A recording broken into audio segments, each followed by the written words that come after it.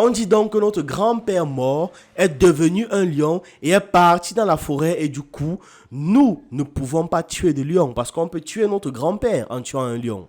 La parenté que nous avons avec lui fait en sorte que nous soyons aussi des lions, évidemment. Et cette parenté fortifiante s'imprègne à travers l'ancêtre. Si votre totem est une plante ou autre, ça marche pareil. Je dis bien que le principe est exactement le même. Cela permet donc de tisser des liens avec cet autre être, cet arbre, cet animal et ainsi de suite. Si vous appréciez ce que nous faisons, je vous invite à liker, à vous abonner et à activer la cloche des notifications. Une autre façon de participer au développement de la chaîne est de faire un don via les liens en description. Nous vous invitons à regarder en description pour avoir accès à la documentation utilisée pour cette vidéo. C'est quoi le totem? Oui, on ira vite parce que la vidéo est longue, il y a beaucoup à dire. Lorsque les anciens parlaient de totem, ils décrivaient une énergie qui était quelque part une énergie diffuse qui nous sert d'allié ou alors qui nous protège. L'art des totems met en place deux camps. Le camp des humains d'un côté et de l'autre côté le camp des autres règnes, ce qui comprend les animaux, les végétaux et d'autres entités. Dans les autres entités-là, on inclut les objets puisque les objets peuvent devenir des totems. Et on les inclut simplement parce que dans ce qui est inanimé, on retrouve un flux vital, on retrouve de l'énergie. Les champions dans ça, ce sont les rochers par exemple. Les rochers ont des taux de vibration très élevés. Dans certaines sociocultures, même la pluie est un totem. Le tonnerre également peut être un totem. En gros, disons les phénomènes atmosphériques dans leur ensemble peuvent être des totems. Donc, tout ce qui est à l'extérieur de l'humain peut devenir un totem. Le totem est donc cette entité avec qui nous tissons des liens. Les liens sont parfois même tellement ancrés que les entités en question peuvent devenir nos parents. Oui, ils peuvent devenir nos parents. Ils font partie de la famille. Cette entité fera partie de la famille. C'est pour ça qu'il est interdit, par exemple, de tuer ou de faire du mal tout court à notre totem. Il y a un acte rituel qui lie notre vie à celle du renard, par exemple. Et une fois que ce rituel a été fait, on ne doit plus faire du mal au renard dans leur ensemble. On ne peut plus faire du mal à un renard parce qu'il fait partie de notre famille désormais. Dites-vous que le totémisme, c'est la capacité de relier ce qui a été séparé. Il ne faut pas confondre la pratique du totémisme avec ce que les étrangers de notre culture appellent l'animisme ou le polythéisme. L'animisme, c'est conceptualiser le fait que tout possède une âme. Le polythéisme, quant à lui, c'est simplement croire en plusieurs dieux. Et le totémisme, c'est relier une âme, un être, à notre être par des rituels en fonction de nos affinités énergétiques et en fonction de notre histoire. Dans le totémisme, on exploite notre capacité à s'exporter, à nous multiplier, à devenir comme le divin. Dans nos mythes, Atum crée ses autres lui. Et Yosh, les Ekans, dit-il, est la totalité de nos noms. Donc globalement, ça veut dire qu'on le retrouve partout. Il ne fait que se transformer, se projeter en fait. Quand on comprend ce concept, on comprend que le divin change juste de forme. Il ne change pas d'état. Dans les transformations des énergies de la divinité primordiale, l'énergie va passer des corps célestes, des corps divins, et va ensuite descendre petit à petit vers nous. Et une fois vers nous, elle va se lier au monde minéral, au monde végétal, au monde animal et ainsi de suite. On aura donc un circuit d'énergie qui va des sphères les plus élevées aux sphères les plus basses. Djéouti, qui est une émanation de la lune, on a un peu parlé de lui dans la vidéo sur le rituel lunaire. Donc Djéouti est nourri par Séchat et il va avoir les traits d'un babouin. Donc si nous voulons nous identifier à Djéouti, nous pouvons prendre le babouin qui devient à ce moment-là notre totem parce qu'on veut la sagesse de Djéouti. Et par ce babouin, on sera directement connecté à Djéouti et Djéouti sera directement connecté à nous. Ce sont nos ancêtres qui ont découvert le circuit énergétique qui va du divin et nous parvient. Quand on dit que les gars étaient forts, vous pensez que c'est de la propagande alors qu'on ne fait que dire les faits. On se contente de dire les faits. Maintenant, on conçoit bien que le divin est tout. Il est partout, il est une émanation, il se projette dans tout. Et si la nature est un corps physique du divin, on a deux possibilités. Soit on cherche les astres, les corps célestes, ou alors on approfondit les équations et on le retrouve dans chaque corps de la nature. Parce que c'est de l'énergie qui s'est juste densifiée. Quand on analyse l'Énéade, par exemple chez les Ngala, on dit que le divin explose en neuf.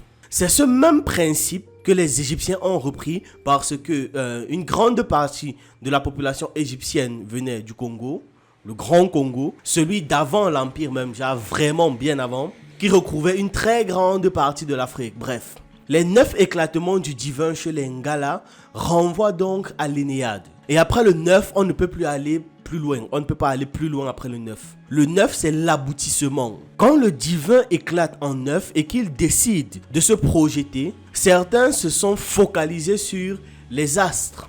Mais il faut savoir que son être ne se résume pas seulement au niveau des astres. La civilisation égyptienne, par exemple, a entretenu une relation très poussée avec les astres. Pour des raisons, pour cette raison, déjà. Mais ensuite parce que leur sol était pauvre, donc ils regardaient plus vers le ciel. Les Dogons aussi. Mais bon, ils ont eu des éléments atténuants. On va dire qu'en général, ils n'avaient pas des sols très riches, comme je l'ai dit. Et donc, ils étaient obligés de se tourner vers le ciel. Voilà. Mais nous ne sommes pas limités aux astres. Vu que le divin se déploie, il est arrivé jusque de notre côté, jusqu'à chez nous. Quand je parle de chez nous, c'est au niveau des humains. Et mieux même, en fait, nous sommes une émanation du divin. Dites-vous que ce ne sont même pas les animaux et les végétaux et les minéraux qui se rapprochent le plus de l'homme. C'est l'homme qui se rapproche de tout ça, de tous les autres. Vu que l'homme vient en dernière position dans la création. Les plantes ont existé avant nous, les animaux ont existé avant nous, ainsi de suite.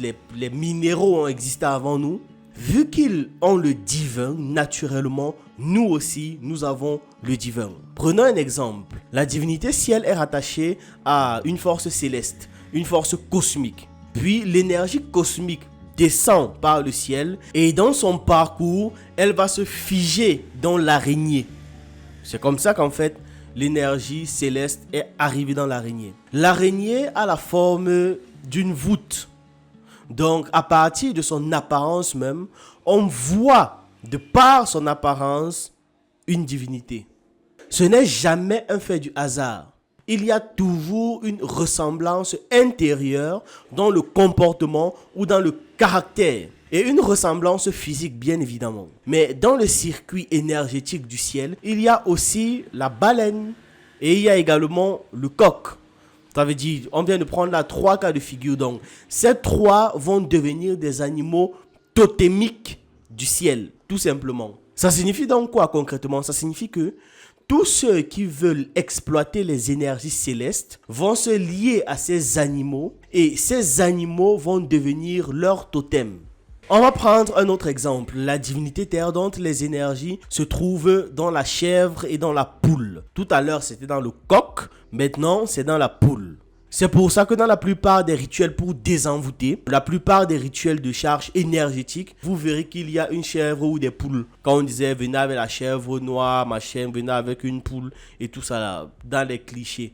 Ouais, dans la culture populaire, quand on caricature en fait les rituels avec des personnages marabouts toujours maquillés bizarrement, très souvent c'est ce qu'ils demandent.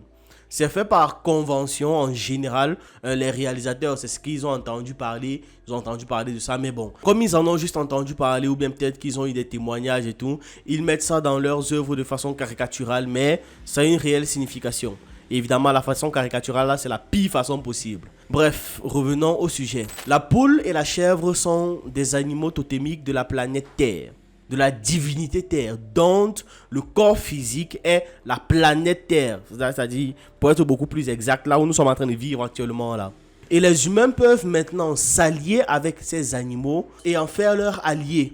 Et aller même plus loin que ça, lier ces animaux-là à leur ancestralité. Un autre cas par exemple, c'est le soleil qui a pour animal totémique le chimpanzé, l'éléphant et le lion. Il nous apporte la force thermique, la puissance de tout ce qui chauffe et en fait de tout ce qui chauffe mais sans détruire. Voilà, pour être beaucoup plus précis. Ça nous apporte la force de tout ce qui chauffe sans détruire. Ce sont des énergies de renouvellement. Donc, le lion, l'éléphant et le chimpanzé sont les animaux par lesquels l'énergie solaire arrive près des hommes.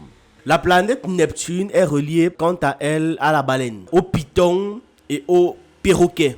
Oui, on a parlé de la baleine tout à l'heure, mais là aussi on parle encore de la baleine. Ses aptitudes, c'est la force vitale. Tous ceux qui vont prendre le perroquet par exemple pour totem savent non seulement que le perroquet est associé à l'air, mais qu'il répète. Et quand on le sacralise, quand on sacralise le perroquet, l'incantation peut être « Oh, plume de perroquet, je te porte afin que l'énergie du perroquet s'installe en moi et que tu me dises tout ce qui a été dit en mon absence. » Ça peut être l'incantation. À ce moment, notre totem devient une sorte d'espion pour nous. Dès que vous allez arriver quelque part, vous allez entendre des choses, vous allez entendre des mots et à partir de ces mots, vous saurez ce que vous devez faire. Si tes enfants, par exemple, se faisaient un certain nombre de reproches, ou du moins te faisaient un certain nombre de reproches, mais ne te le disaient pas en face, par peur, par respect, ou peu importe les raisons pour lesquelles on ne peut pas dire un truc à notre père en face, ou bref, tes différents manquements, tu vas écouter leurs doléances et agir en fonction de ça. Ce n'est qu'un exemple, j'ai bien dit imaginer. Par exemple, vous pouvez voir toutes les applications que ça peut avoir en fait, tout simplement.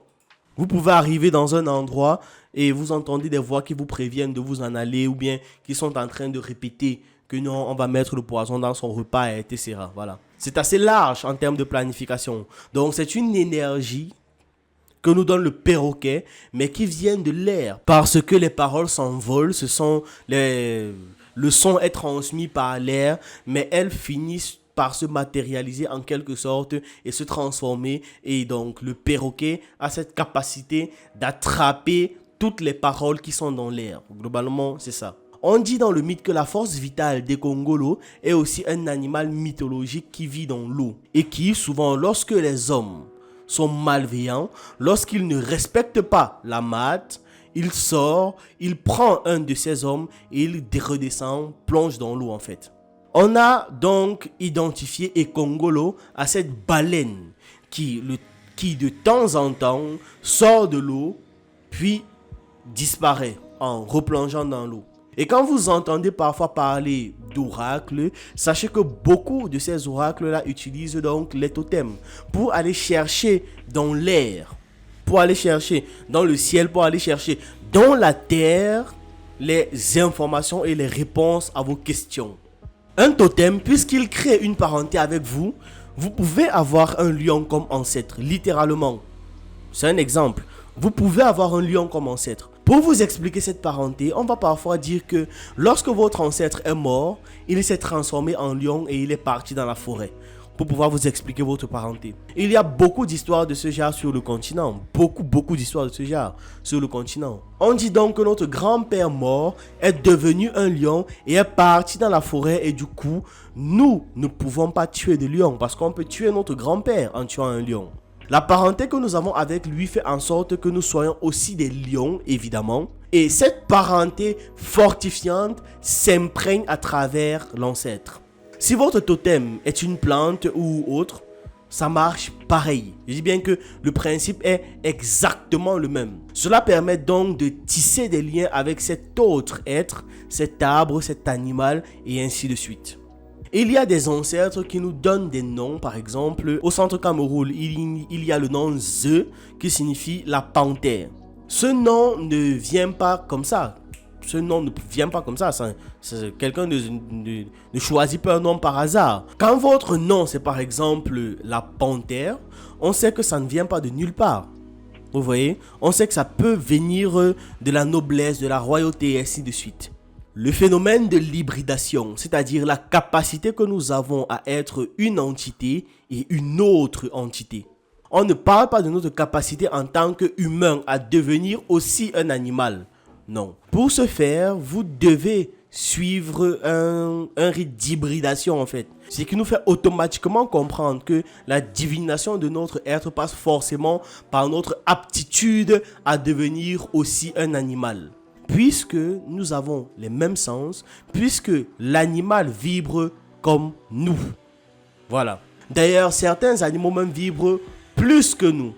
Beaucoup plus que nous. Parce que l'animal connaît exactement ce monde et ce qui l'entoure. Nous avons besoin de la force de l'animal. Donc, lorsque nous parlons d'hybridation, nous parlons du niveau ultime de la totémisation. Il n'est pas question ici seulement d'imiter en fait les éléments physiques de l'animal. Par exemple, être aussi rapide que le guépard ou alors être aussi fort qu'un éléphant ou qu'un gorille. Ce qui peut se faire, oui, ça peut se faire. On ne parle pas non plus d'imiter le comportement de l'animal, d'imiter son caractère ou alors un de ses traits de caractère. Mais nous avons cette capacité à aller au-delà. On va mélanger notre sang à celui de l'animal. Prenons un exemple. Dans un rituel bien encadré et protégé, et ne faites absolument pas ça chez vous, on va donc prendre des griffes de l'animal par exemple, que l'on va taper, rendre ça en poudre. On va râper ça en fait, voilà. On va râper les griffes là. On va écraser en poudre, puis on va prendre des poils de l'animal, disons peut-être du léopard. On va prendre les poils du léopard, le sang du léopard, ainsi de suite. Et d'autres éléments en fait, je ne peux pas tout vous dire. On va donc mélanger ça et on va mettre ça en nous. Bref, on va se blesser et on va frotter ça sur notre corps. Le but c'est que ça entre dans notre sang. L'idée en fait c'est de fusionner les deux ADN. C'est l'objectif de fusionner les deux ADN. Nous fusionnons nos ADN dans le degré le plus élevé de cette ritualisation de nos liens. Et ici, vous prenez en fait une partie de l'animal, et le figez dans une partie de votre corps. Vous l'installez dans votre corps et il se mélange aux gènes. Vous installez l'animal dans votre corps et il se mélange aux gènes. Et cette énergie va descendre dans vos testicules. Et quand vous aurez des enfants, ce sera transmis. Donc globalement, vous faites de cet animal un allié parce que le but ici, c'est de devenir l'animal. Nous mélangeons donc notre sang avec lui. Et maintenant, quand vous avez atteint un certain niveau de maîtrise, vous pouvez devenir le léopard à proprement parler. C'est-à-dire qu'on vous voit vous transformer physiquement en léopard. À ce niveau, on ne va pas parler de notre capacité en fait à voir et à entendre à travers les yeux et les oreilles de notre totem. Non. C'est au-delà de ça. Ici, c'est vous qui devenez l'animal en question. Un peu comme les loups-garous dans les films. Genre, vous vous transformez littéralement en loup. Donc, ce sont des humains qui ne se contentent pas de contrôler des loups, mais ils deviennent eux-mêmes des loups parce que vous êtes fusionnés à un niveau extrêmement élevé avec l'animal en question. Quels sont les rôles ou quelles sont les fonctions des totems? Les totems ont une fonction d'union parce que le simple fait de savoir que mon ami Kuimo et moi avons le même totem peut faire en sorte, ça veut dire que nous avons les mêmes ancêtres, ça veut dire que nous sommes liés, que nous avons les mêmes divinités et donc je ne peux pas attaquer Kuimo. Voilà. Ça crée une union forcée, ça crée Ubuntu. Je suis parce que nous sommes. Si je suis dans la communauté, par exemple, des hommes léopards, je ne peux pas attaquer d'autres hommes léopards. C'est évident, c'est logique. Et d'autres hommes léopards ne peuvent pas m'attaquer. Donc, on va globalement créer une symbiose. Une autre fonction du totem, qui est même un élément que les gens retiennent le plus souvent, c'est la protection. Ce qui est totalement vrai. Lorsque je mets un totem devant chez moi et que je lui dis « Voici où je te mets », pendant que je sors ou pendant que je dors. Chers ancêtres devenus hibou, par exemple, chers ancêtres devenus hibou, je te pose là devant la maison pour que tu m'avertisses à chaque fois qu'un danger approche. Et c'est là que vous allez entendre le hibou se lever et hurler et commencer à crier quand un danger va s'approcher. Il vous dit attention, voici quelque chose qui arrive, voici un truc de négatif qui arrive. C'est notre manière justement de penser. L'ancêtre a pour rôle, du moins un des rôles des ancêtres, c'est de nous protéger, de nous guider parce qu'on sait qu'il est dans le monde lumineux et qu'il peut avoir une clairvoyance qu'on n'a pas, nous en tant qu'êtres humains. Et par elle donc, par cette clairvoyance qu'il a, nous aider. Donc oui, le totem nous protège. Le totem a aussi une fonction de fierté. Le fait de dire que vous êtes issu des éléphants par exemple. Chez nous, que chez vous, vous avez des éléphants comme totem. C'est l'éléphant le totem chez vous. Vu que vous êtes des éléphants, l'ennemi va trembler. Parce que l'éléphant est fort, c'est un animal puissant, voilà. Parce que le sang de l'éléphant coule dans vos veines. Savoir que vous pouvez avoir le soutien des éléphants, la puissance de l'éléphant, ça fait plaisir, tu vois. Ça remonte votre fierté. Pareil, si on vous dit par exemple que vous descendez du crocodile, que le crocodile c'est le totem chez vous, c'est magnifique, voilà. De savoir que vous pouvez nager sans danger parce que le crocodile ne vous mangera pas, parce que vous êtes lié au crocodile, ça fait plaisir, c'est une fierté. Tout simplement, que si vous êtes en train de vous noyer, un hippopotame pourra venir vous aider, ça fait plaisir. C'est une fierté. Savoir que vous ne pouvez pas vous faire dévorer par un lion, par un léopard, parce que votre totem, c'est ça, c'est une fierté. Donc le totem a aussi ce rôle psychologique là, que ça nous rend fiers de notre héritage ancestral, ça nous rend fiers de notre héritage culturel, également fiers de notre clan, ça nous rend fiers de notre clan, de notre peuple, voilà. On reproche beaucoup aux Africains de pratiquer la science des totems. Vous allez entendre beaucoup de gens dire que c'est du grand n'importe quoi, que c'est de la sorcellerie et patati et patata. Mais tout le monde pratique ça. Ils volent ces sciences chez nous, ils les pratiquent chez eux pour devenir plus puissants et ensuite ils viennent nous dire que c'est de la sorcellerie, ils viennent nous dire chez nous que c'est de la sorcellerie. Prenez par exemple l'exemple les sceaux des maisons emblématiques, des maisons des familles puissantes là, partout à travers le monde. Même l'emblème des grandes familles européennes ou même des familles en Occident, bref. Regardez leur emblème, l'emblème des clans, l'emblème des corps de l'armée et tout ça là. Vous allez tout le temps voir des lions, des serpents, des loups, des aigles et ainsi de suite. Vous allez voir des animaux partout. C'est rempli d'animaux de partout. Mais quand c'est nous qui faisons ça, ça devient que c'est de la sorcellerie. Tout d'un coup, ça devient la sorcellerie. Apprenez à observer avec les vrais yeux, pas les lunettes qu'on vous a données et qui au contraire même étouffent votre champ visuel et vous montrent même une réalité complètement distordue. Une autre fonction que les totems ont, au-delà de la protection et tout ça là, c'est notre capacité à devenir pluriel. Le Kamit estime que comme le divin est 9 étant la forme la plus aboutie, et qu'il a 9 essences, et qu'il a 9 portes et ainsi de suite, comme le divin est 9, se multiplie, est partout, même dans les animaux, le Kamit est aussi 9. Le Kamit va se projeter dans l'animal pour se multiplier exactement comme le divin. En faisant ce geste, il imite le divin. Je ne suis pas que moi, je suis aussi mon nom.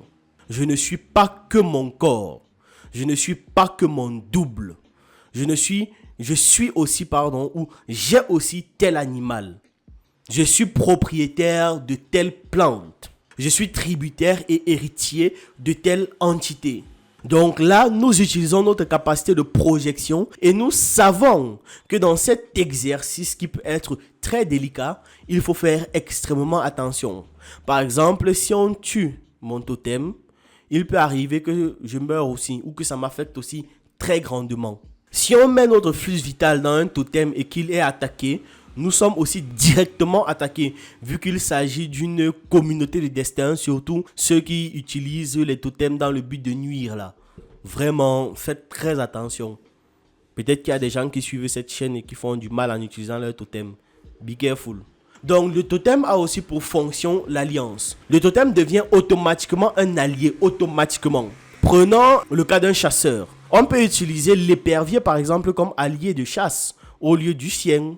On peut utiliser des animaux qui terrassent ce qu'on chasse, ou alors des animaux qui nous donnent des informations, tout simplement, des informations capitales sur ce que l'on cherche. On veut attraper un animal X ou Y. Le fait qu'on ait l'épervier et qu'il ait une vue d'ensemble, c'est magnifique. Il nous donne des informations. Le totem peut être notre allié pour la pêche, par exemple, pour la recherche scientifique.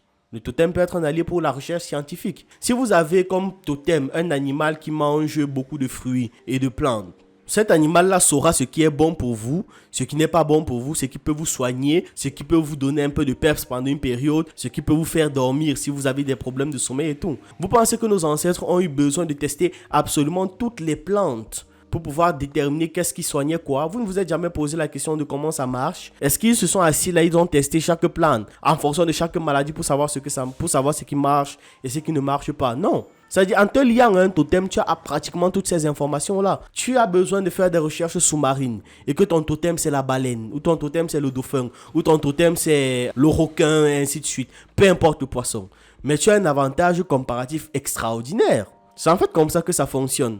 Le totem peut être un allié pour la guerre. Aujourd'hui, il y a des gens qui utilisent les chiens pour aller en guerre, pour attraper même les bandits. Laissons même d'abord la guerre. Ce sont les choses que nous avons fait, que nous avons vues et tout ça là. Mais quand je dis fait, c'est en Afrique. Évidemment, pour traquer certaines personnes, on utilisait des chiens, des animaux. L'armée américaine a dressé des aigles pour aller attaquer les drones ennemis, les drones qui sont non américains. Et l'armée chinoise a entraîné des pigeons à livrer des informations écrites là en fait, si jamais l'ensemble de leur système de communication venait à être neutralisé. Vous voyez, donc ils utilisent les animaux. Mais ces gars se sont limités uniquement à la transformation de cet animal, de l'aigle par exemple, à une arme. En gros, ils l'ont dressé. Ils ont dressé l'animal. Alors que chez nous, on crée un lien avec l'aigle. L'aigle ici devient mon frère et devient un allié de la famille. Et donc un allié de guerre. Quand on listait les types de totems, on a parlé des objets et des forces atmosphériques. Imaginez par exemple imaginez la puissance que vous avez si votre totem c'est la pluie. Vous pouvez créer des inondations chez l'ennemi, point. Tout simplement, la pluie devient votre allié en temps de guerre. Si vous avez comme totem le tonnerre, la foudre, vous faites en sorte que la foudre frappe le camp ennemi, mais c'est-à-dire de manière effrénée. Tra. Il faut savoir que l'entité totémique en lui-même, nous le célébrons. Nous célébrons aussi sa représentation. Et c'est à ce niveau que les gens parlent généralement de fétichisme. En réalité, les Africains qui disent ça, sachez que, ou les Africains qui pensent ça, ou les Noirs à travers le monde qui pensent ça, j'ai tendance à oublier que je m'adresse beaucoup plus aux gens de la diaspora. Peu importe qui pense ça, sachez que vous vous battez en fait contre vos alliés sans le savoir. La statue d'un lion que je mets devant chez moi, que vous mettez devant chez vous, devant un endroit même public, n'est plus seulement une statue. Vu qu'on a dit que le lion, c'est maintenant notre ancêtre. Si nous symbolisons l'ancêtre en le mettant dans la statue, c'est la même chose que si nous faisons en sorte de prendre l'énergie de l'ancêtre et de le figer dans un objet. Ça veut dire que l'énergie du lion, la force du lion, va donc être condensée rituellement dans un objet qui représente le lion et qui sera mis devant chez vous ou devant le village ou devant peu importe l'endroit, votre lieu de service, on sait très bien, et ne sera plus simplement une statuette. Ce sera un véritable lion. Dans certaines histoires que l'on va même vous raconter, on vous dira que cette statuette dans le village bouge quand telle ou telle condition sont réunies. Dans telle et telle condition, on a une statuette dans notre village qui bouge quand X et Y conditions sont réunies. Un des drames aujourd'hui, c'est que beaucoup de parents sont partis sans avoir laissé le mode d'emploi pour pouvoir gérer nos totems. Et c'est un véritable problème. Vous avez par exemple dans votre famille une araignée qui est chargée d'apporter ou de garder la richesse de votre famille. Mais tu ne sais pas comment l'échange en fait. Tu ne sais pas. Et vous allez voir qu'au bout d'une génération à peine, après que le père ou le grand-père soit mort, tout le monde est appauvri. Tout simplement parce qu'on n'avait pas donné les clés. Alors que le mode, ni les clés ni le mode d'emploi. Alors que ça peut parfois être des rituels vraiment simples à faire. Peut-être qu'entretenir votre totem familial est un rituel extrêmement simple. Mais vu que vous ne savez pas, du coup, vous ne le faites pas. Vu que vous ne savez pas.